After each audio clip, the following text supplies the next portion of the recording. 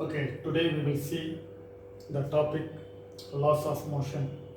In that, first we will see types of force, free body diagram, equilibrium, pulleys, pseudo force, friction, and circular motion. Let's first start with the types of force.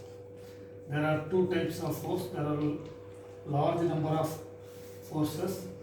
First of all, we will consider contact force, non-contact force, non-contact forces, non-contact forces and contact forces. Here it is two types. One is gravitational force, another one is electrostatic force. Here it is friction, that is frictional force, and tension force. So this gravitational force is an attractive force. Gravitational force is an attractive force, but electrostatic force is attractive or repulsive depending upon the charges.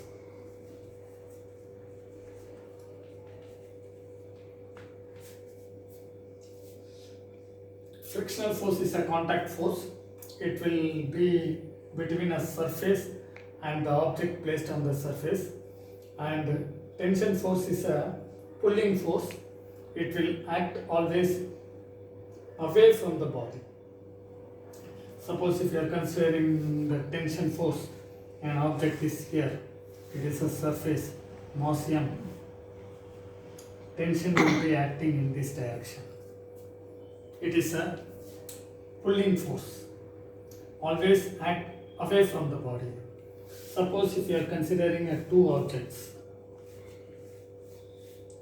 it is connected by a string, it is placed on a surface m1 and m2.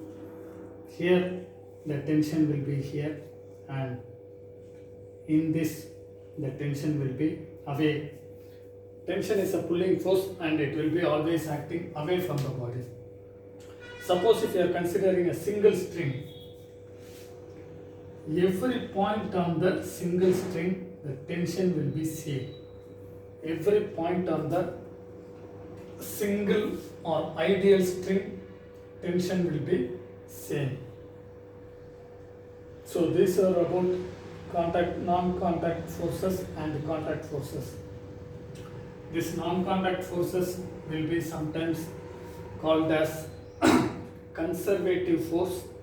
This is non-conservative force. It is path independent, but it is path dependent. In future videos, we will discuss more about that conservative force and non-conservative force. Now we will go for the second topic, that is free body diagram.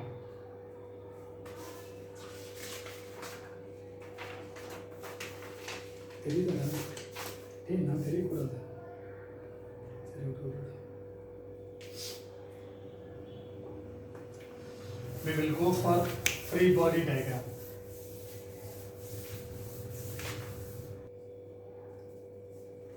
So free body diagram.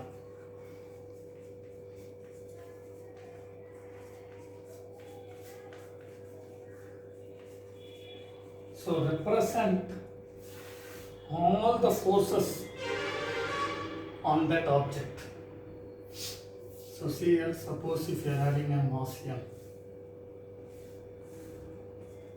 it will be the weight due to gravitational force will be acting downwards. This surface will exert an upward normal reaction. Suppose if you are applying a force on this object, this is the applied force.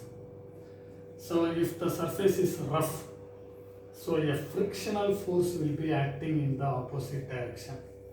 Frictional force, I am representing it by small f. So for free body diagram, represent all the forces acting on the object. Then you have to add vectorially all the forces in terms of vector. So see here, this is the y direction. So I will write Fy, that is vectors acting along the y component.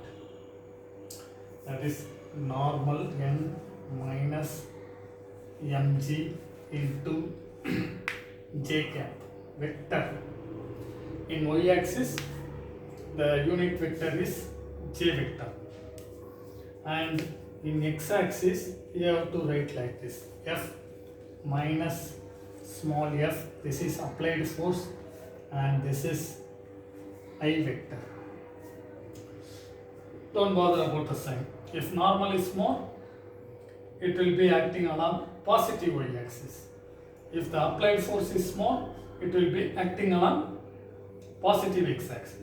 In reverse, if the weight is small, it will be acting along negative y axis, and if the frictional force is small, it will be acting along negative x axis. This is about free body diagram. For free body diagram, represent all the forces acting on that object or body, then you add them vectorially using vectors. Okay, next third, that is equilibrium. For equilibrium, net force is equal to 0. But equilibrium is classified into two, that is static and dynamic. In case of static, the object will be at rest. In case of dynamic, the object may not be at rest. It may be moving, but it will be in equilibrium. So how to identify that? So see here, we know that force is equal to force by mass is equal to acceleration. So this acceleration is nothing but change in velocity. Force by mass is equal to acceleration. Acceleration is nothing but change in velocity. If F is equal to 0, that is the net force is equal to 0, acceleration will be 0. So the change in velocity will be v2 minus v1 or v minus u, that is equal to 0, v equal to u. So in case of dynamic equilibrium, if the object is initially moving with the velocity u, finally also it will move with the velocity u. So here suppose the block is m, applied force is here and equivalent force is applied here, but the velocity of the object will moving with the constant velocity. The object will move with the constant velocity. The object is moving, but the net force is 0. But here, the object will be at rest, the net force is equal to 0. For this, suppose the initial velocity is 0. In case of static, final velocity is also 0. So, the object will be at rest. Massless and frictionless pulley. So, two blocks, that is M1 and M2, are connected by a string. The string is also massless and frictionless. So we have to calculate the acceleration and the tension produced in the string. So how to calculate the acceleration? So first of all, we will draw the free body diagram for M1 mass. So the weight will be acting, that is M1 into G. In that, the tension produced will be T. See here, suppose if you are considering M2 is greater than M1, so the acceleration will be along the clockwise direction. So here the acceleration is downward and here the acceleration will be upward. So the net force we can write here T minus, because it is accelerating upward, T minus m1 g is equal to, according to Newton's second law, it is the product of mass into acceleration, that is m1 into a. Suppose we are drawing the free body diagram for m2. Here the tension T, here mg, that is m2 into g, the weight is acting downwards. So it is accelerating downwards, therefore m2g minus t is equal to net force, that is equal to m2 into g. So if we are solving these two equations 1 and 2, we will get acceleration is equal to m2 minus m1 into g divided by m1 plus m2. Using this formula you can calculate the acceleration. Suppose if you want to calculate the tension, substitute, you will get 2 m1 m2 by m1 plus m2 into g. For acceleration, the force aiding for movement minus force opposing divided by total mass. This is the formula. So this right hand side it is the aiding force, left hand side it is in the opposing force divided by total mass. This is one shortcut for acceleration. And for tension it is written as 2 into mu into g divided by 2 mu g. Here mu is called reduced mass. Reduced mass is nothing but 2 into m1 into m2 divided by m1 plus m2. This is reduced mass. In the place of mu, if you substitute m1 m2 divided by m1 plus m2, you will get the tension produced in the string. And there is also another trick to find the tension. That is, tension is equal to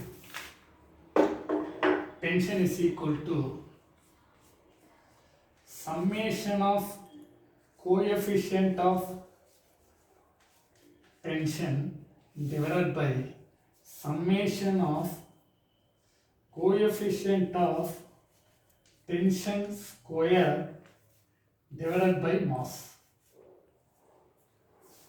So we will do with an example this simple case, that is, here it is m2 and it is m1. Here this is a pulley. Since it is a single string, the tension here is T, and for this its tension is T. So how to apply this? See here the coefficient of tension, that is equal to 1 into G. So 1 into G plus, here also the tension 1 into G divided by square of the coefficient, that is 1 square divided by the mass is m1 here, and here it is 1 square divided by mass m2. When you simplify this, you will get 2 m1 m2 divided by m1 plus m2 into g. So this is a shortcut. Pseudo force. The pseudo force எங்க act பண்ணும் பாத்தீங்கன்னா, it will act on accelerating frame only. Accelerating frame. if it is a non-accelerating frame, we no need to bother about this pseudo force. So let us consider one example to understand what is pseudo force. Suppose a person is in a lift. A person is in the lift and a box is here. The mass of that box is m. This lift is accelerating upward with an acceleration a. Suppose a person in the ground, at ground, for a person at the ground, for this I am drawing the free body diagram. See here, this is m, this is mg.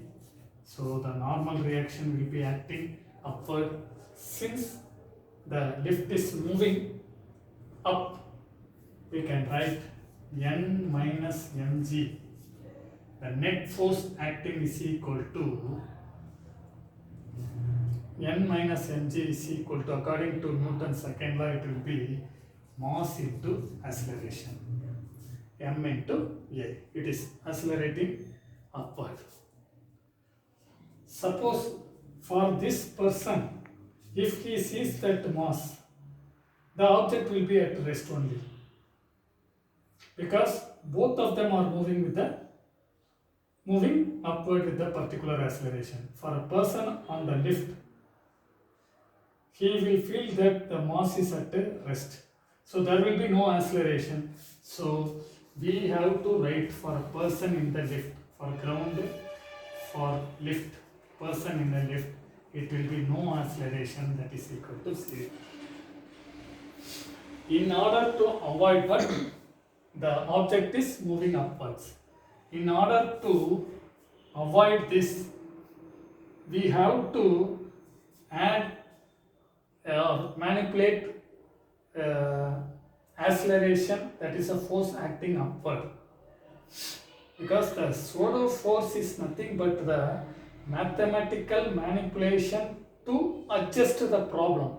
So what we have to do is, we have to add one more acceleration downwards. So we can write this minus of mg, another one is acting here, mg is acting downwards, mg plus ma equal to 0. So n minus mg equal to ma. So the pseudo force is just adjustment of the an adjusting term for mathematical calculation to solve problems. I think, I hope you can understand this. Suppose if you are considering second case, this lift is moving with constant velocity v. There is no change in velocity, so the acceleration will be 0. So for a person at the ground, n minus mg equal to 0, no problem in that. For a person at the lift, for him also it is at rest. So for a person at the lift, n minus mg equal to 0. So the concept is that if it is an accelerating frame, non-inertial frame, then we have to include one force. That force is called pseudo force. That pseudo force is to calculate for correct manipulation in the problems. Next, friction. Friction, it opposes the relative motion. Next, it acts tangent to the surface. It is an adjustable force. It will have a fixed value and cannot increase above that value. That value ranges from greater than 0, greater than or equal to 0, less than or equal to F max. That small f represents the frictional force. This F max is the maximum value. So the friction can be classified into three types. First one is static friction. First one is static friction. Second, kinetic. Third, rolling.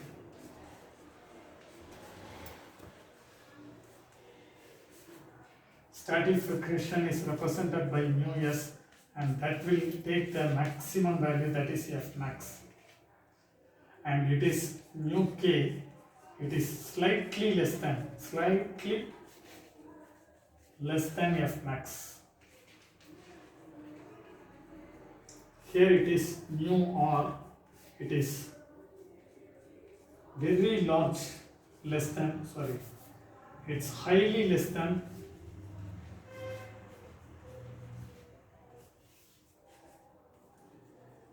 mu s. So how to identify this? How to clarify this? Suppose here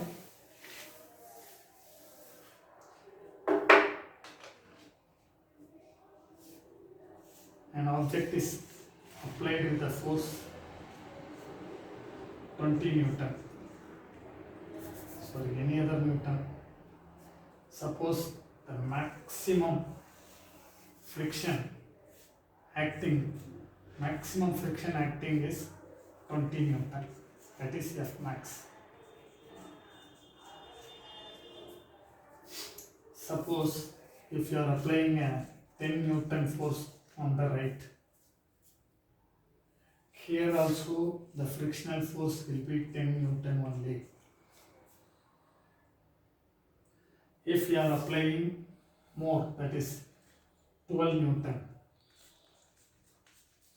here also it will be 12 Newton only.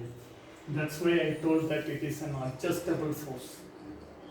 Suppose if you are applying 20 Newton here, this left hand side frictional force will also be 20 Newton only.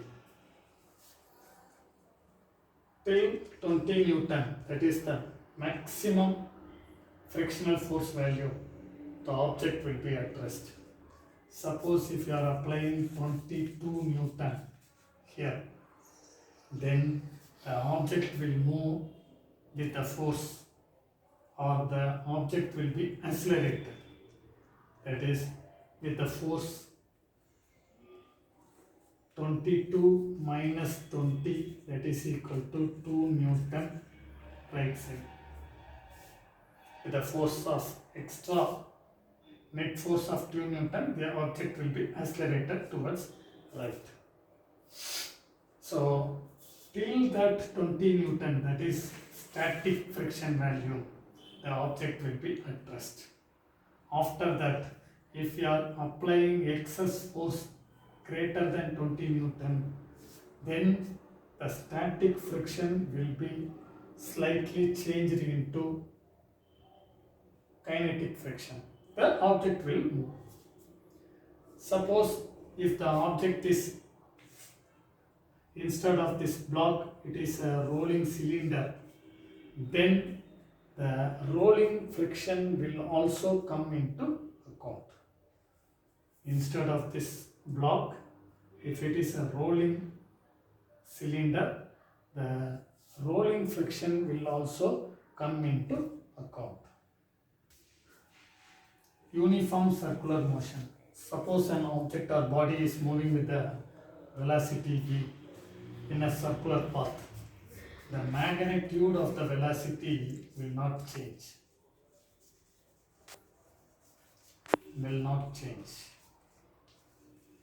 But the direction at every point, direction will change. So we can say that there is a change in velocity. So if there is a change in velocity, there will be an acceleration. In which part or in which direction this acceleration will act? This acceleration will act towards the center, that is called centripetal acceleration. So at every point, the acceleration is perpendicular to that velocity. At every point, the acceleration is perpendicular to the velocity. If it is not perpendicular, then the magnitude of the velocity may change. Since it is perpendicular, the magnitude is not changing. This centripetal acceleration changes the direction of that velocity. So there exists a force called centripetal force, and it is given by m into AC, that is m v square by r. If r is the radius of the circular path, then the centripetal force is given by F is equal to m v square by r. This centripetal acceleration is produced by external force. This centripetal acceleration is produced by external force. We will see some examples. Say, suppose a bicycle rider is moving in a circular path. The force between that tire and that surface, that is the frictional force. That frictional force will provide the necessary centripetal force. Suppose if you are taking a thread and holding an object, and if you are rotating that object in horizontal plane, this is a thread, this is an object.